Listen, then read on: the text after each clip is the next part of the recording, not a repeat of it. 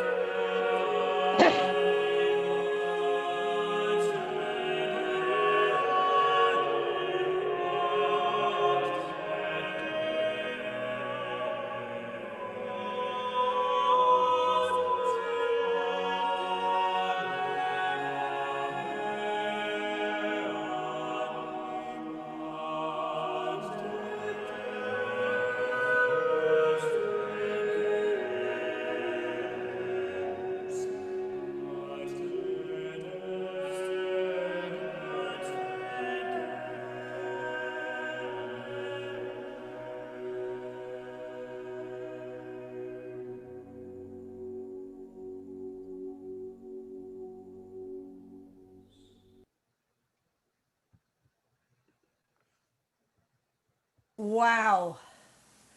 So we have a question, Ira. What's a motet? You're muted, Bubala.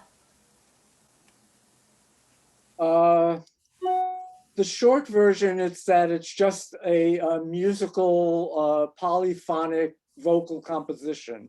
Uh, uh, it gets way more complex and would take way too much time Okay. to get into it. But I will post a link in the chat so that if anybody's interested, they can read more about it. Just quickly, it's unaccompanied, as this Uh-huh. was, so it's a cappella, and it's based on sacred material or sacred text. Usually. Yeah, usually. Yeah. It- Yes, it that's went that's through- always it- my problem teaching, right? There's always exceptions, but you can't Right. go there or else it becomes overwhelming. And it went through many changes throughout the various periods. When I mean, motets first originated in the medieval period, and then people or composers were writing them really throughout the centuries, and it went through enormous evolution. Great. Thank you so much. That was so soothing and calming and inspiring. So we're continuing our study of Psalm 16, and we're going to go to George Mitchell's, Stephen Mitchell. Who's George Mitchell? Stephen. Former senator and currently. That's right. And didn't he do the Irish? He was Anyway, okay. Stephen Mitchell, the poet, his book, the Book of Psalms. And as I say, it's a thin book, which is a good indicator he didn't do all the Psalms. He, like Fisher, chose Psalms that were the most meaningful to them and did not try to do something exhaustive or comprehensive, but simply chose the Psalms that were most meaningful to them. So Fisher and Mitchell only have a few Psalms in their books, and the others do the complete book of Psalms, which are two different kind of directions to go, to pull out the things that are the most meaningful and otherwise try to do all 150. And again, Stephen Mitchell is a poet. That is absolutely his identity. He's not trying to be an academic scholar in the way that Robert Alter is, or even that Richard Levy does. He doesn't care about playing with roots and with historical use of words, and he wants to get immediately to the question, what does this psalm mean for me? So you'll notice no superscription, no numbering of the verses in an attempt to be an exact mirror of the original Hebrew. He asks one question: what does this psalm mean to me? And if I were to write a poem based on this psalm that was honest and true to my voice, what would it be? That's his goal, okay? And he's done it, I've mentioned before, he's done some other books of the Bible. But this is I really love this. He's done, I think he did Job, but I really love his Psalms. But I wish Fisher did all 150. I wish Mitchell did also. So, do we have an English reader to Yes, read we it do. through? Sarah Sloan has volunteered. Okay. Unnameable God, I feel you with me at every moment. You are my food, my drink, my sunlight, and the air I breathe. You are the ground I have built on and the beauty that rejoices my heart. I give thanks to you at all times for lifting me from my confusion, for teaching me in the dark and showing me the path of life. I have come to the center of the universe. I rest in your perfect love. In your presence, there is fullness of joy and blessedness forever and ever. Thank you, Sarah. So you see in his psalm, in his poem, as I said, he gets away from the numbers and from the different names of God, but he does have God at the presence. This is a very personal psalm for him, written directly to whatever God means to him. And he's very quickly moving towards what many of you have mentioned as at the pulse of the psalm, which is comfort and a very positive feeling. So that's what he's trying to extract from the psalm. You can see where he uses references. You could see, now that you know the psalm, you can see in his poem some of the references to the original. For instance, I think for me, I think I find it very beautifully. I give thanks to you at all times for lifting me from my confusion, for teaching me in the dark and showing me the path of life. That for him, I think, is kind of that center point of the psalm in which he's referring back to the Leilot, to nighttime, and the path, what the path of life means for him. Notice there's nothing here about the negativity towards anybody who chooses a different God. No attempt to try and understand that differently. He just leaves that's not meaningful to him. What he's trying to do here is to do a psalm of comfort and rest. So let's just open it up. I think let's hear how do folks react to Mitchell? Do you see things from the original psalm? Do you like the way or not like the way he's done this? You'll Stephen, notice he's. Go ahead. Stephen Deem.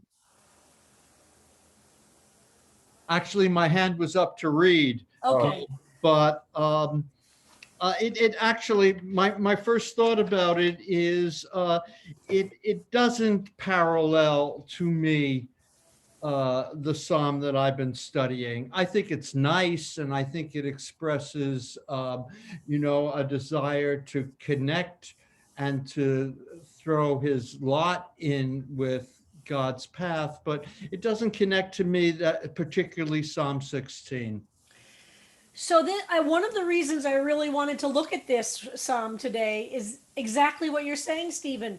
And I want to encourage this in all of you. Sometimes the way to write a personal psalm is he clearly is taking a moment of the psalm and expanding it. You're correct. He doesn't mirror. He's not interested in that. He's interested, I read the original psalm. What can I find meaningful for me? That's his question. And then he writes something that reflects some, and I do think he's accurately reflecting one of the, maybe even the primary message of the psalm. That's much wordier and has many other tributaries. He's removing all the tributaries. He's removing all the other places the psalm goes. And he's taking one piece that I do think is in the psalm and saying, this is what this means for me. So I kind of want this here as an example for all of you to see that this is legitimate. It's just very different than what we see a Levi or an altar or the Sepharia doing. And it's legitimate. I think that those lines that I read are very much. And if you look at the ending of the psalm itself as well, he gets rid of the right hand and he's asking himself, what's the psalm trying to express by right hand? And so instead of the end, you will make known to me, fullness of joy is your present, pleasantness at your right hand evermore. Yeah, he agrees. The whole right handed thing, that's distracting. It's an obstacle to getting to the core of what he's trying to say, and he removes it. I've come to the center of the universe and I rest in your perfect love. In your presence there is fullness of joy and blessedness forevermore. So he's kind of removing the things that are obstacles to him and putting it in language that's meaningful to him. Sarah Siegel.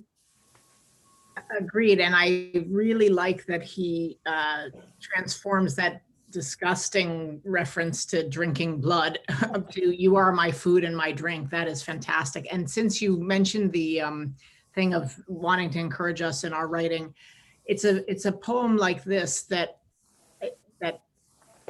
both inspiring and super challenging for somebody like me. I've been watching, looking at in doing that exercise for Harold and Annika of putting the top two together that I would submit. I realized my thing is just like storytelling disguised as poems, when I can try to pull that off. Anyway, this shows me like try to make it spare, and so I'm doing this experiment right now with my version of it. Anyway, it's great that you show us a whole bunch of different things, but I struggle with being this essential. I really do. And I'm not saying this is the right way to do it. I want to be super clear about that. There is not one right way. That's part of what the challenge is for all of us. But the point is to get to what makes it meaningful for us.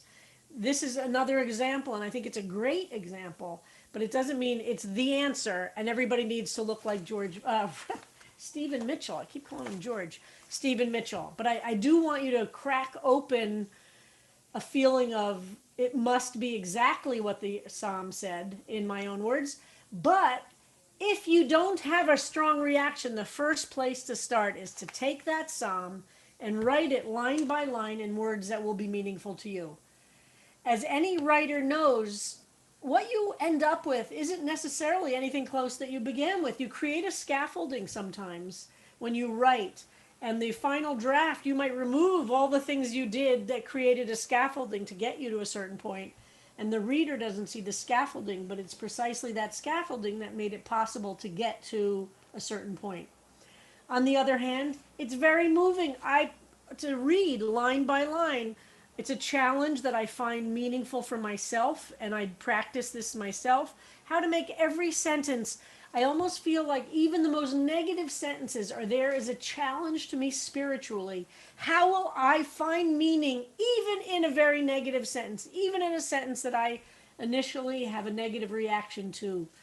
I think we tend to want to gloss over those things and get onto something that's more immediately accessible. And sometimes staying with the things that are harder produce something very deep. Sometimes not. As any artist knows, the creation of something authentic and deep, you can't always, it's a little bit of a mystery how you get there. I'm kind of providing different paths and different models to encourage you, because I know the field of Psalms is so new to most of us. All right, I see we have a bunch of hands, Harold. Yes. I will just say that when I put up this PDF, it was so short, I thought, did I miss a page? And I went to the book to see, and this is the whole thing. It is so distilled. Yes. Mitchell definitely goes, in general, his Psalms are quite this way. There are a couple of exceptions, but mostly they're quite short. Michael Goldstein. Can you hear me? Yes. Thank you, Okay. Michael. Oh, and Michael, we can see you today. Yeah, I took your advice. Okay, and I also changed the lighting in the room. Okay. Now, I have a question from, what is this, yesterday's Fisher, and then it appears today in the Mitchell. And that's the idea of teaching. In the Fisher, it says, "You will teach me the path toward life."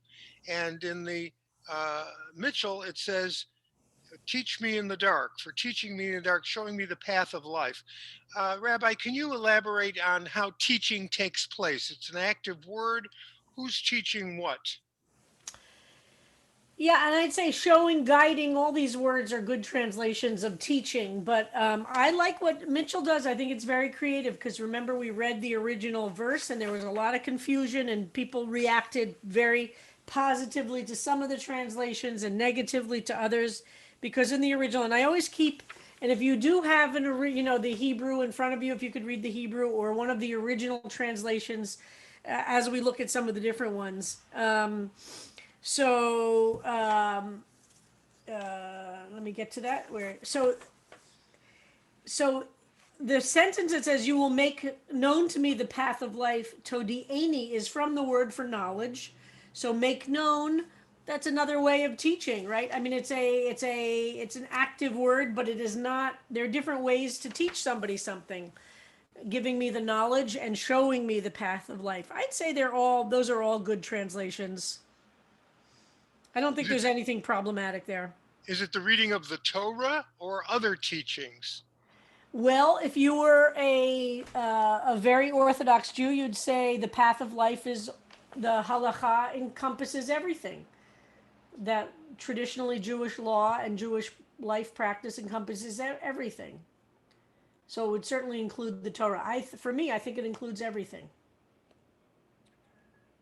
Thank you, Michael. Sherry Gellis.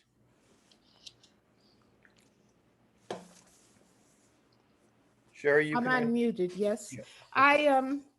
I was struck when we first read the poem on verse 5, which was, "You are my portion and you are my fate," or "You make my fate." And Yeah. I'm struck in this one by the line, "You are the ground I have built." I know. That's for me the whole kind of everything else comes from "You are the ground." I agree. Isn't that beautiful? And I think that's a beautiful way to understand the original psalm.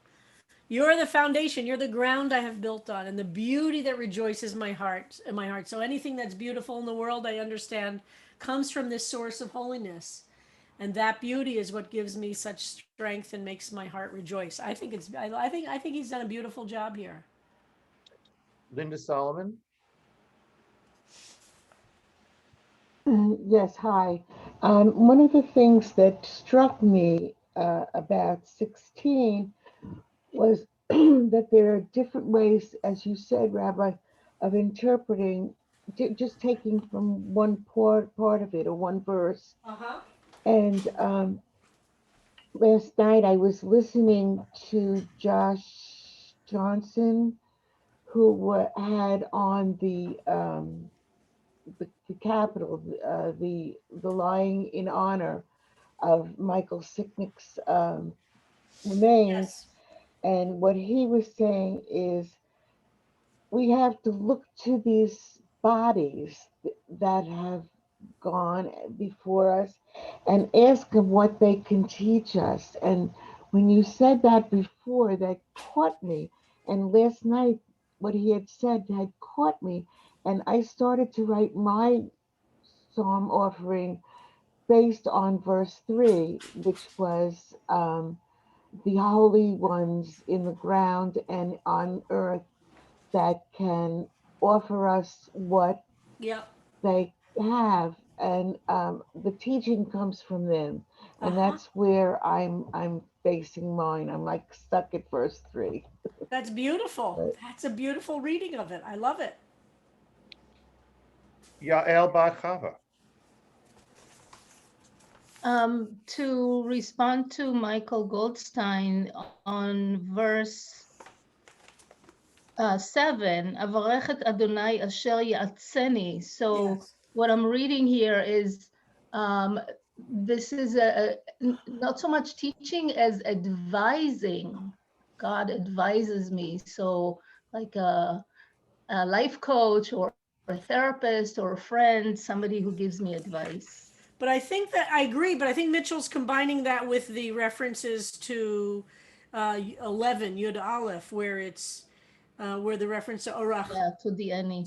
So I think that I think Mitchell is kind of combining that. And this is a great example. He's taking meaning, he's seeing both of those verses where guidance or teaching or showing or this process of learning, he's putting them both together. He took these two verses and that's totally legitimate. Yep. Nina. Great, thank you. Nina.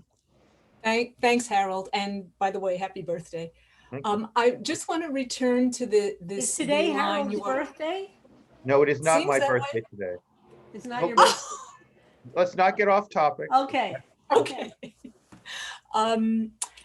Returning to the line, you are the ground I have built on. I love that the concept is not the ground that I walk on, the ground you have made holy, the guidance you give me. It's the ground I have built on, taking responsibility. And that is what has Very always nice. resonated with me, that you can't rely on Hashem for everything. But that relationship of there's the ground that exists that I can build on. I love that. I had never thought about that. Love that. Barbara Grindell. Hi. So I love the way he starts with unnameable God. So you can put any God in. You can make the God feminine if you choose. It works. But what I really liked also, I've never really heard of God, my food, my drink, my sunlight, and the air I breathe. So God is giving all of this to make us continue to live. That's what you need, sustenance, in other words. But physical sustenance, I don't remember in the Psalms that I've read to have it described so clearly like that.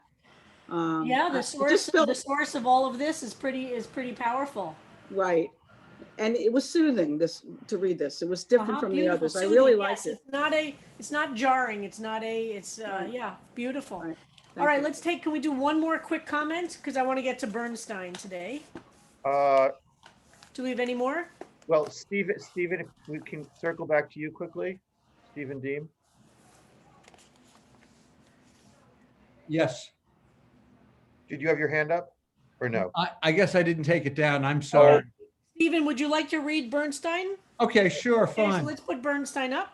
Thank you. And as Harold, so remember Bernstein, she's a Orthodox woman, a doctor, lives on the Upper West Side.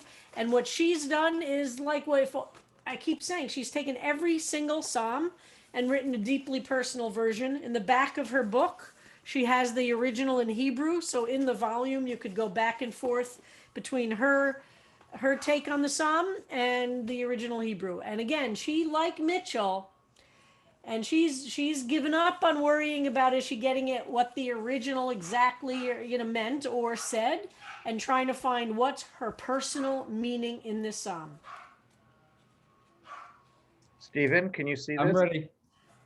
Stay close. You're mine. You're the source of any good coming my way. I've inherited you, the boundless wealth of you. My parents, grandparents, and greats earned you, and now you're mine. Help me. Guard my legacy from raiders who find it worthless. Toss it out. Raise their glasses of blood in empty victory. Forgotten, they bequeath dust. Blessed God, be with me eternally. Guide me, rock steady. Suffuse me with joy. I know you were. I know you are. I know that you will be. All right, then. So this is quite different than anything we've seen so far as well. So responses, let's just hear what folks, how you respond. Do you see things from the original here? Do you like it? Do you react negatively? And hold on, I've got to grab my dog. Dean Dresser, you will be up when the rabbi manages the canine situation. Love God. And this is, Hella, this is Gaia Bernstein. I have you on the email list now, and I'll send you a list of the books. Okay, sorry about that. I'm back. Okay. I'm back. I just wanted to say, I thought she just knocks it out of the park in that first line, stay close, you're mine. Isn't that so powerful? She gets away from all the obstacle forming religious language. Can you imagine? She gets all that stuff. She says, you know what? That's not the point.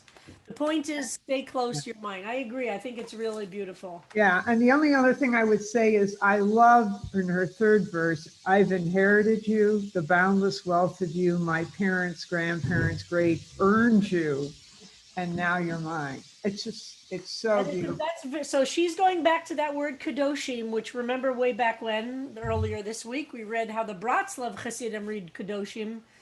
She's seeing kadoshim as her personal line, like the boundless wealth of you. And of course, this is not wealth in material sense. It's strictly the spiritual legacy she's received. Monica Raymond. I just want to point out that she introduces the idea of earning you, whereas in the original, it's you came to my lot. It's like much more based in chance. So that was interesting to me. Ah, interesting. That's a very good point. Good. Ben Shafran. In a way, I agree with Noreen. Those first two lines really are amazing. But I have a strange feeling about the fact that she's making God almost a personal possession, coming through inheritance or whatever, rather than having to work towards being part of what is holy in the world. I have a great difficulty with that. Uh-huh. She does do that. She makes it extremely personal, and this is another model I want to offer you, and it's not going to work for everybody. But she owns it. She owns it, and look the way she ends this psalm. I know you were, I know you are, I know that you will be. That's the... I wanted to make a comment about that. Go ahead. That whole thing comes from one word, Netzach, and she turns it into the standard prayer. Excellent. She is exploring what eternity means. Right. Great. Rabbi, Thank you do so you think much. that also comes from sort of the interpretation of Yud Hey Vav Hey as I am, Absolutely. I shall be? Ehyeh asher ehyeh. I will be what I will be. Right. Absolutely. But you also know there's the, yep. So no question she's playing on that. I Sarah, agree. Sarah Sloan? I'm very struck by the stanza that begins, "Help me guard my legacy from raiders who find it worthless." It's a way of asking for protection from God, but it's a very gentle, different way than the psalmist wrote. Well, and I think this is where she's identifying what she's asking herself, what's the negative that some of us have had a strong reaction to? Who are the negative forces in the world that I want to reject or I need protection from? Sometimes they're called other gods, right? We were not comfortable with that. So she's trying to say, if I'm asking God for protection from some powers in the universe, so to speak, what are they? Help me guard my legacy from raiders who find it worthless and toss it out. Raise their glasses of blood in empty victory. So is she talking about anti-Semites here? Yeah. People who want to attack her legacy of Jewish identity from her parents and grandparents, they find it worthless and toss it out, and they raise their glasses of blood. We know what blood, so all of a sudden, wow, is she trying to refer to those who kill and murder Jews in the name of anti-Semitism, and that's what she's asking protection from? All of a sudden, when we hear the negativity that we experience in the first psalm, it's a challenge, right? Oh my God, yeah, there are people and things we want protection from. And what about people who worship Nazism and white supremacy? What about those people who worship those gods? Do we feel pluralistic towards them in that we respect their gods, so to speak? I think she's offering us a pretty tough challenge to those of us who say pluralism over everything.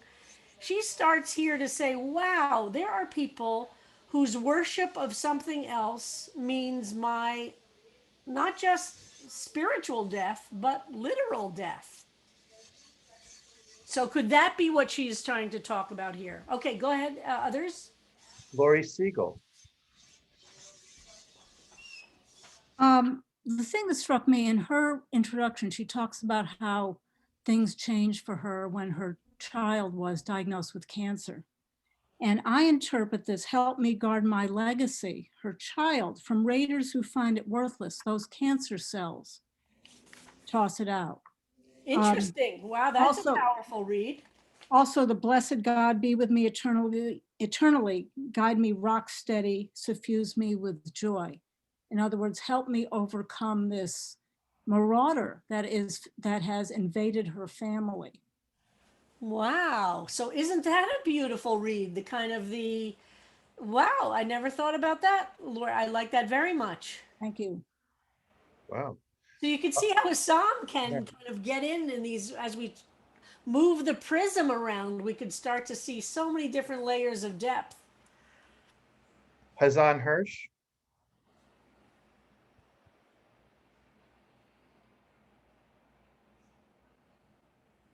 Hazan Hirsch, are you with us? Whoops, sorry, I am. Sorry. Can you just move the poem up a little bit, just to the part with the parents and the grandparents?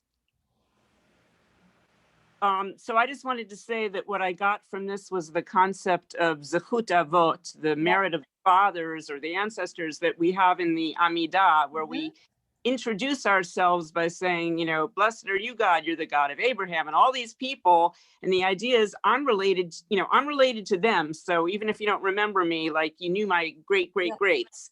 And so I love that. And I also noticed what I saw then that Yael commented on in the chat about the last sentence being so much like Adon Olam, v'hu haya, v'hu hoveh, v'hu yiyeh. Correct.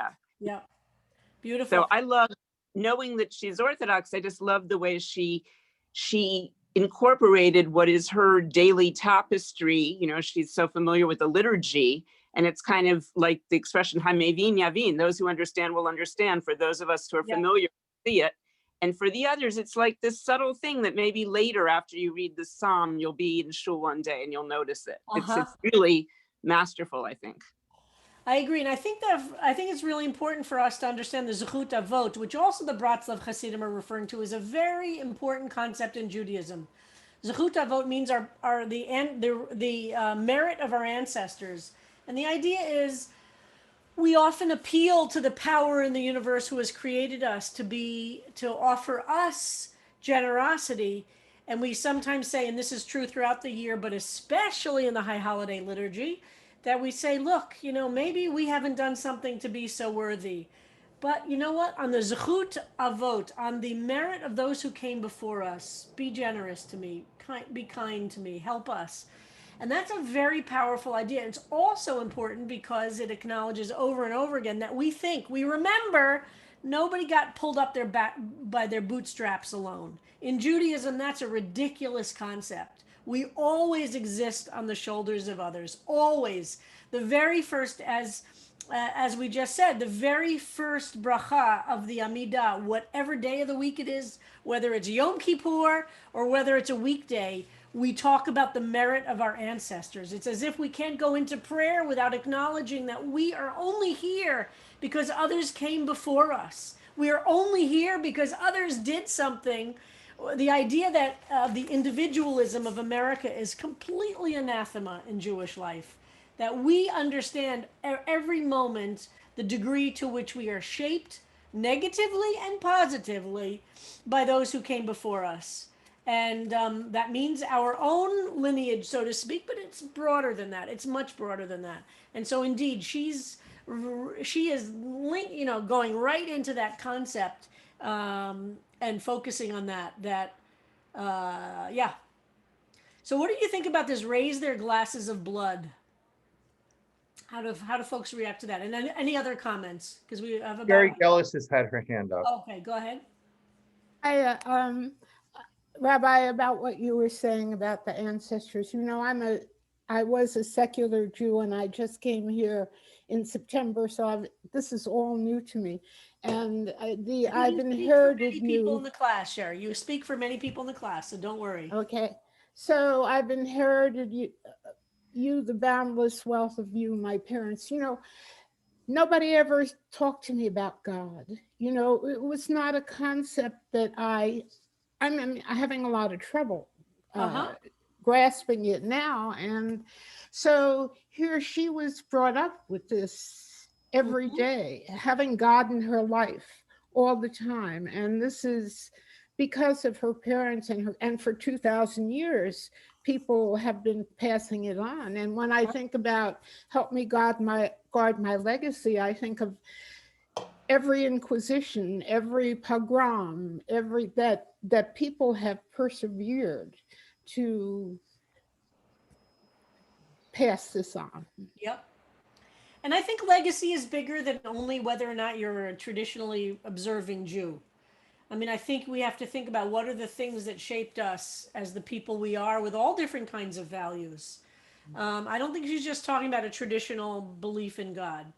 But that is the challenge we all have, and everybody's welcome in this class and in our synagogue. We don't have a litmus test of what you believe in order to be seen as a wonderful member of the community. That's for sure.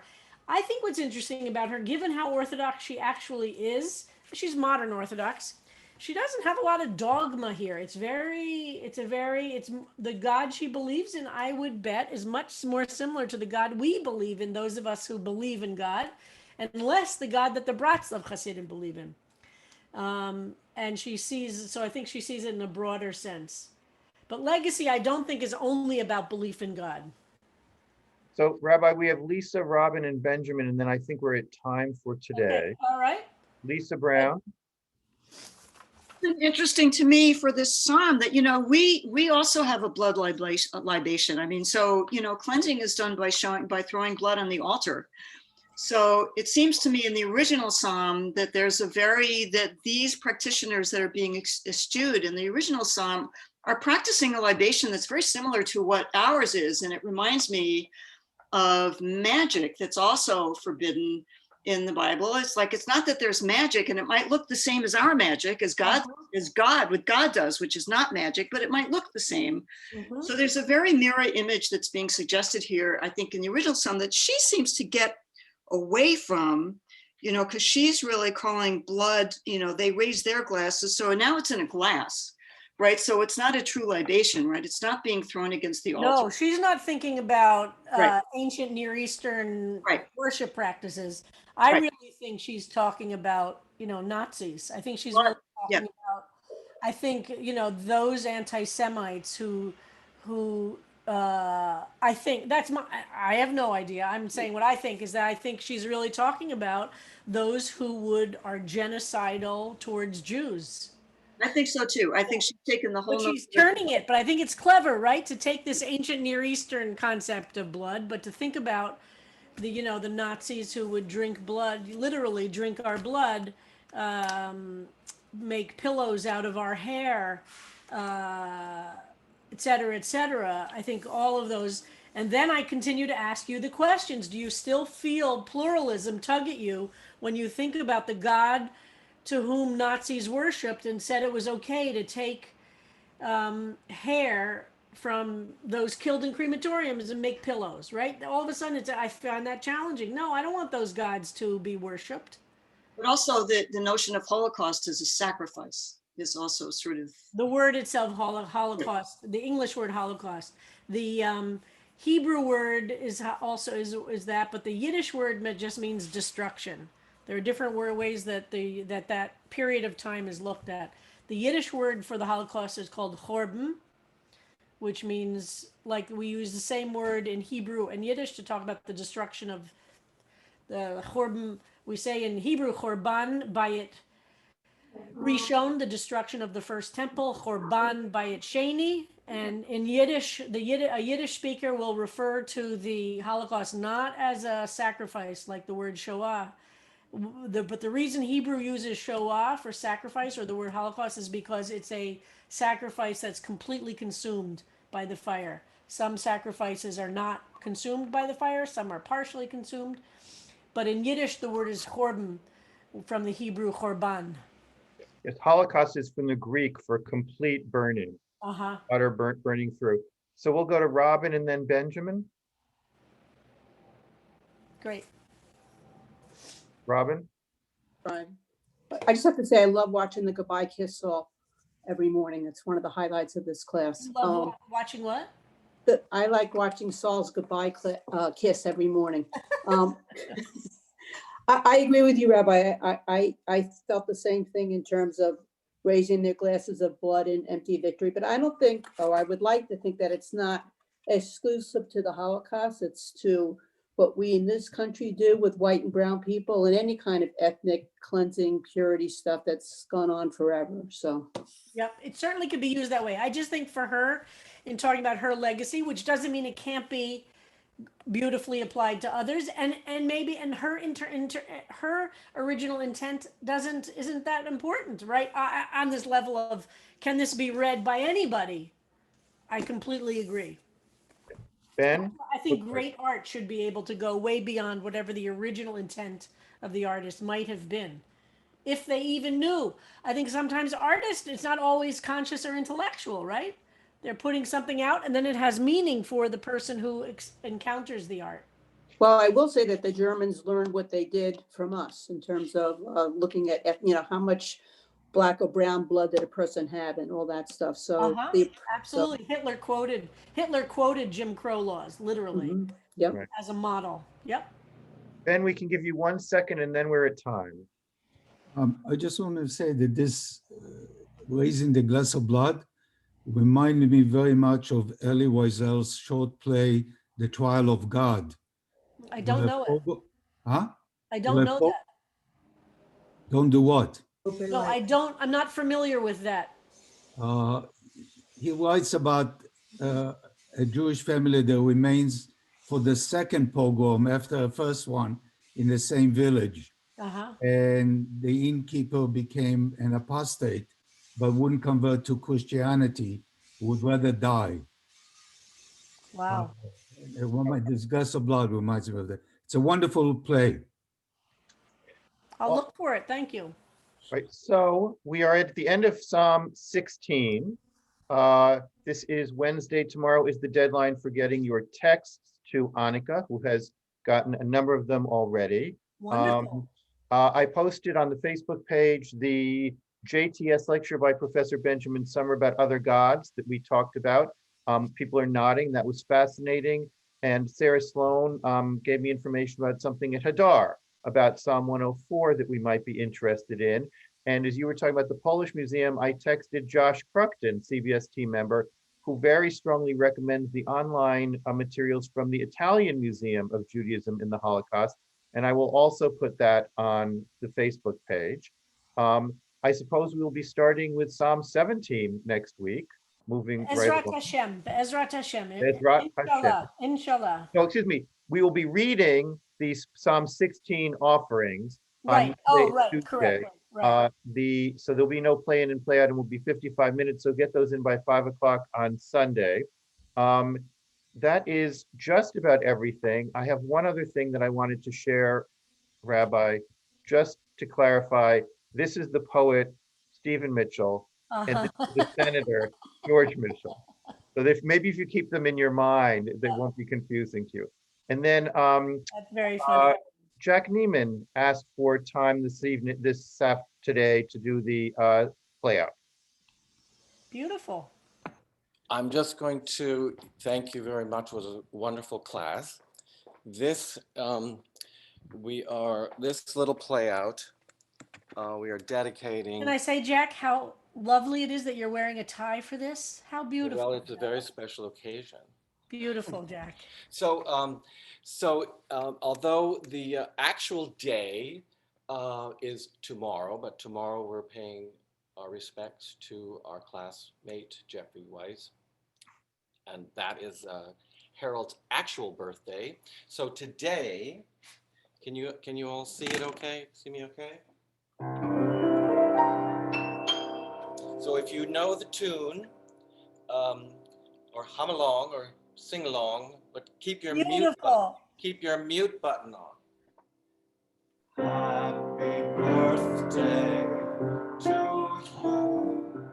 Happy birthday to you. Happy birthday, dear Harold. Happy birthday to you. Happy birthday, Harold. Jack, how did you ever know? It's hard to keep secrets in this class. Thank you, everybody. There's no 85, 75 people I'd rather celebrate my birthday with than you. Ezrat Hashem, inshallah, we will do this in person, and we will celebrate by the time we're together, everyone will have had a pandemic birthday. We're having one big party. Harold, as we say, I hope I look as good as you do when I'm your age. Bye-bye, everybody. The room will stay open for a few minutes. Thank you, everybody. All right, bye-bye. Happy birthday, fellow Aquarian. Thank you. I'm going to go eat my cake now. Thank you.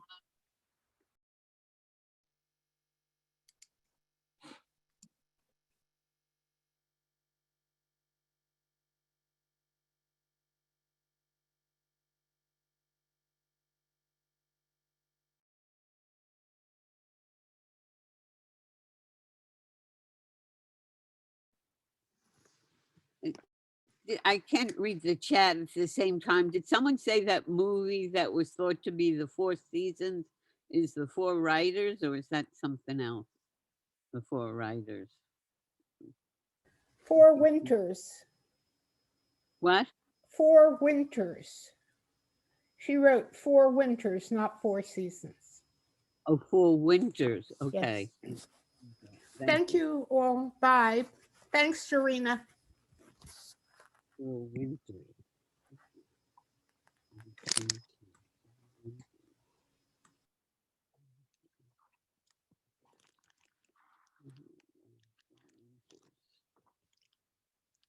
Well.